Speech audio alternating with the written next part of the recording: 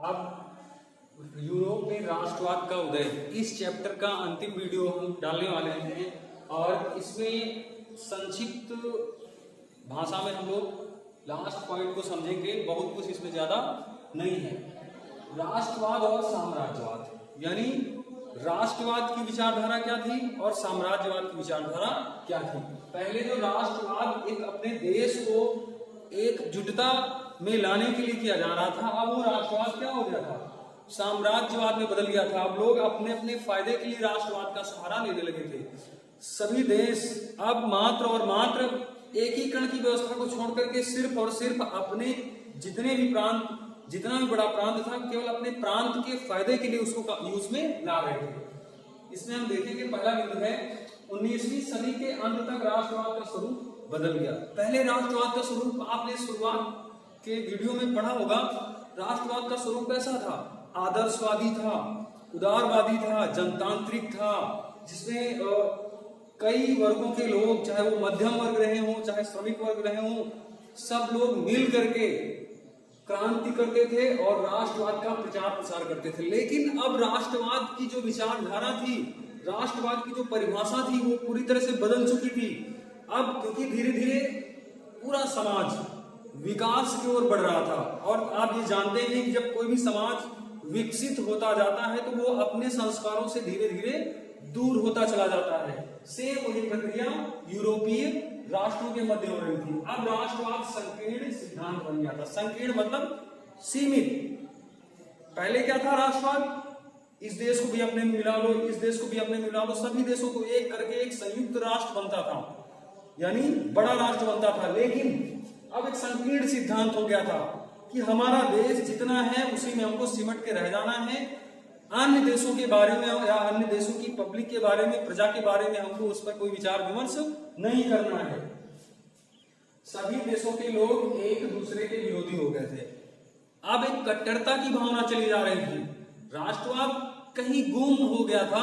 अब केवल कट्टरता की भावना थी। सभी राष्ट्र अपने अपने हितों के लिए आपसी लड़ाई तक के लिए तैयार हो जाते थे और एक दूसरे के विरोधी पड़ोसी राष्ट्र के प्रति शत्रुता की भावना रखते थे।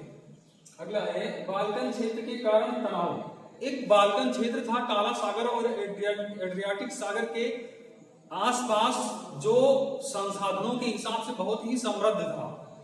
तो अब क्योंकि ये संसाधन वाला एरिया था, संसाधन वाला क्षेत्र था, तो जो आसपास का यूरोपीय समाज था, यूरोपीय आसपास के जो देश थे, वो इस पर अपने कब्जे के लिए अब टकराव करने लगे थे।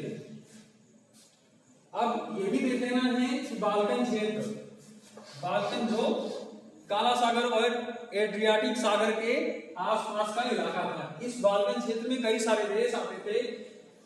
उनके अब नए नाम ये हैं। इतने देश उस समय बाल्कन क्षेत्र में माने जाते थे: रोमानिया, बुल्गारिया, अल्बानिया, यूनान, मैसिडोनिया, बोस्निया और सर्बिया।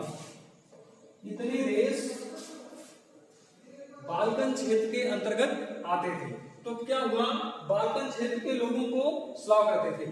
जो बाल्कन क्षेत्र में जितने भी देशों के लोग रहते थे उनको क्या कहा जाता था? ये इंपॉर्टेंट वर्ड है, इसको आप अनिवार्य रूप से याद करेंगे। स्लाव किसे कहा जाता था? ये क्वेश्चन यहां से निकल के आएगा। तो स्लाव किसे कहते थे?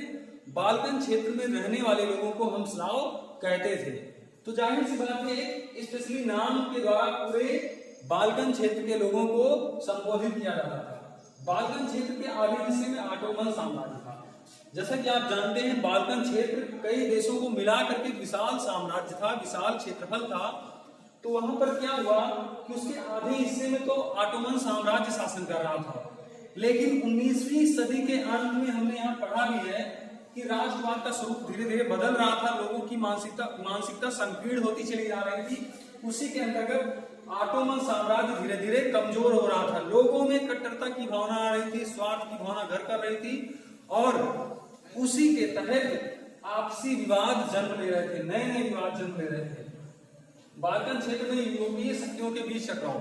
अब इसी बाल्कन क्षेत्र के लिए यूरोपीय जितने भी देश थे, सब में आपस में टकराव होता था, क्योंकि कुछ देश चाहते थे इस पर हमारा कब्जा हो, या अन्य देश जो चाहते थे उस पर हमारा कब्जा हो। यूरोप के जितने भी राष्ट्र थे आपस में प्रतिस्पर्धा करने लगे उस पर कब्जे के लिए। बाल्कन क्षेत्र में यूरोपीय शक्तियों के बीच टकराव हो ही रहा था। ऐसी स्थिति में अनेक युद्ध हुए। अब जाहिर सी बात है, जब किसी क्षेत्रफल पर कब्जे के लिए आपस में देशों के मध्य टकराव होगा, तो जब टकराव होगा तो जाहिर सी बात है उसमें युद्ध जरूर होंगे, और जब युद्ध होंगे तो लोगों में कट्टरता की भावना का विकास जरूर होगा। आज हम यूरोप में राष्ट्रवाद का उदय जो चैप्टर है पूरी तरह से समाप्त कर चुके हैं, और अभी तक के जितने वीडियो आप लोगों ने पढ़े हैं उसमें आपको ये पता चल गया होगा कि यूरोप में राष्ट्रवाद का उदय कैसे हुआ और वो कैसे विकसित हुआ और धीरे धीरे उसकी जड़ें कैसे कमजोर होती चली गई। धन्यवाद।